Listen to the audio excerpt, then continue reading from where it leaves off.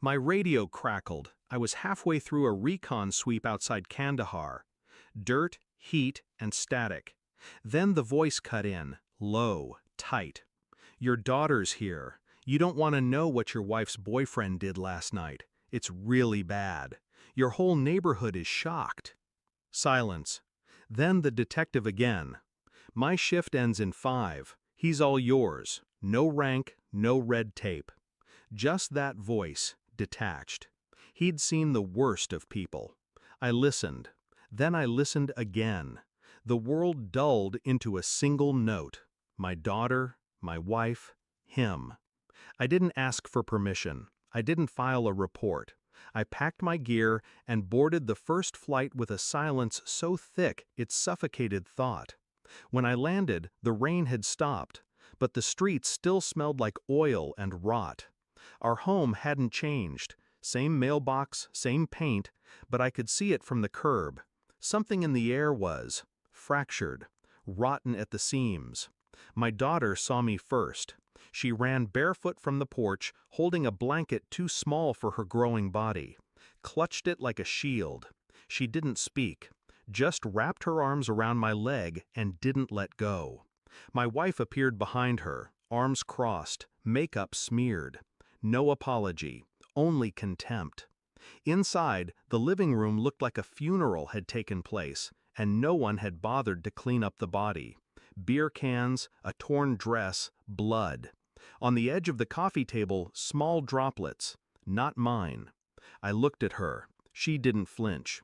"She fell. That's what you were going to ask, right?" I said nothing. "You think I'd let someone hurt her?" I looked at the door to the guest bedroom. It was ajar. The hinges creaked even with the wind outside. I told my daughter to go upstairs and pack. I used that word, pack. I didn't sleep. I spent the night going through devices. Hers, his, old iPads, phones. She wasn't careful. He was worse. Photos, videos. One dated 2 nights ago. My daughter in the corner of the frame, crying. I didn't watch the rest. I sent the data to a friend at the agency, quietly. No police yet. Next day, I took my daughter for ice cream. I asked her what happened, gently. She hesitated, then whispered, "He told me not to tell, or he'd make Mommy hate me." I nodded, kept the anger buried. Buried so deep it scorched me from the inside out. But I stayed calm. Back home, my wife tried to kiss me. I turned away. I told her I had jet lag, told her I needed rest. That night I installed a second camera in the living room, just to be sure, and I watched her whisper to him on the phone. "He's back, but he doesn't know anything." Pause. Not yet. I stared at the screen until dawn. The report came 3 days later, encrypted, clean, precise. Forensic evidence from the coffee table, from her blanket, my daughter's skin.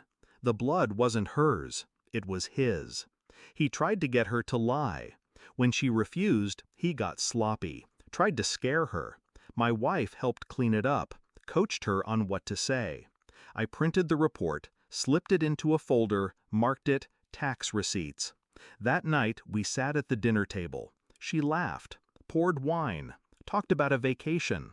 I passed her the folder without a word. She opened it. Her smile collapsed. Color drained from her cheeks like ink from a shattered pen. She looked up, but I was already standing. "I know." That's all I said. Her voice cracked. She begged. Tears, finally. The first honest thing she'd shown me in months. But it was too late. The truth had weight now, and it crushed her. I didn't call the police. Not yet. Instead, I visited his apartment, left the same folder on his doorstep. No note, no threat. Just truth. An hour later, I got a voicemail. "Please, please don't do this. I'll leave. I'll disappear." I deleted it. Next day, I filed an emergency custody motion. I attached the evidence. No names, just facts. My daughter's safety was non-negotiable.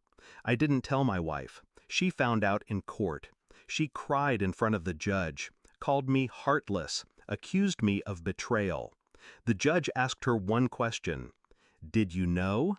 She didn't answer. She didn't have to. We live 2 towns away now, just me and her. I take my daughter to school, pack her lunch, check the locks twice every night. She's safe. That's enough. Sometimes I see news articles about him, about the charges, about how a mother was unaware, public pity, but I don't read them, because I know everything. And when she writes me letters, my ex, I don't open them. I burn them, one by one. Some stories don't deserve answers. Some people don't deserve redemption. The last thing I told her before I left the courtroom was simple. Your shift is over. And I walked out, without looking back.